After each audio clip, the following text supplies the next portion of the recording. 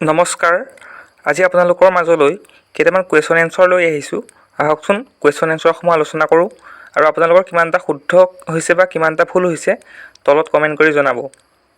Question number 1, ভাৰতৰ ৰাষ্ট্ৰীয় প্ৰতীকত থকা সত্যমেৱ জয়তে এই বাক্যশাৰী কোন গ্ৰন্থৰ পৰা লোৱা হৈছে? ইয়াত অপশ্যন দিয়া আছে ৰামায়ণ, মহাভাৰত, মুণ্ডক উপনিষদ আৰু গীতা। ইয়াত শুদ্ধ উত্তৰটো হ'ব option C, Mundaka Upanishad. Question number 2, উত্তৰ পূৰ্বাঞ্চলৰ কোন ৰাজ্যত মাতৃতান্ত্ৰিক সমাজ ব্যৱস্থা প্ৰচলিত? ইয়াত অপশ্যন দিয়া আছে মেঘালয়, মণিপুৰ, মিজোৰাম আৰু অসম। ইয়াত এতিয়া শুদ্ধ উত্তৰটো হ'ব অপশ্যন এ, মেঘালয়। মেঘালয় ৰাজ্যখনত মাতৃতান্ত্ৰিক সমাজ ব্যৱস্থা প্ৰচলিত। কুৱেশ্যন নম্বৰ 3, অসমৰ প্ৰথম বাৰ্তা আলোচনীখনৰ নাম কি?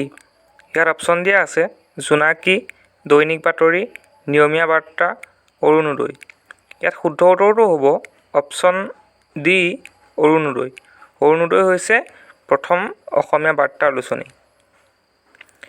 ইয়াৰ পাছৰটো প্ৰশ্ন হৈছে যোৰহাট সাৰ্বজনিক সভা কাৰ নেতৃত্বত গঠন হৈছিল? ইয়াত অপশ্যন দিয়া আছে পদ্মনাথ গোহাঁই বৰুৱা, জগন্নাথ বৰুৱা, লক্ষ্মীনাথ বেজবৰুৱা আৰু তৰুণৰাম ফুকন। ইয়াত শুদ্ধ উত্তৰটো হ'ব অপশ্যন বি, জগন্নাথ বৰুৱা। ইয়াৰ পাছৰটো প্ৰশ্ন হৈছে ৰাষ্ট্ৰসংঘ চনদত মুঠ কিমানটা অনুচ্ছেদ আছে? ইয়াত অপশ্যন দিয়া আছে 109টা, 108টা, 111টা আৰু 115টা। ইয়াত এতিয়া শুদ্ধ উত্তৰটো হ'ব অপশ্যন চি, 111টা। ৰাষ্ট্ৰসংঘ চনদত মুঠ 111টা অনুচ্ছেদ আছে। ইয়াৰ পাছৰটো প্ৰশ্ন হৈছে আন্তঃৰাষ্ট্ৰীয় হকী ফেডাৰেশ্যনৰ মুখ্য কাৰ্যালয় ক'ত অৱস্থিত? ইয়াত অপশ্যন দিয়া আছে ছুইজাৰলেণ্ড, জুৰিক, ডুবাই আৰু ইংলেণ্ড।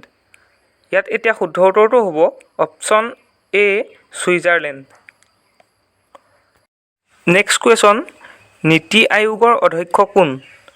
ইয়াত অপশ্যন দিয়া আছে মুখ্যমন্ত্ৰী, গৃহমন্ত্ৰী, শিক্ষামন্ত্ৰী আৰু প্ৰধানমন্ত্ৰী। ইয়াত এতিয়া শুদ্ধ উত্তৰটো হ'ব অপশ্যন ডি, প্ৰধানমন্ত্ৰী।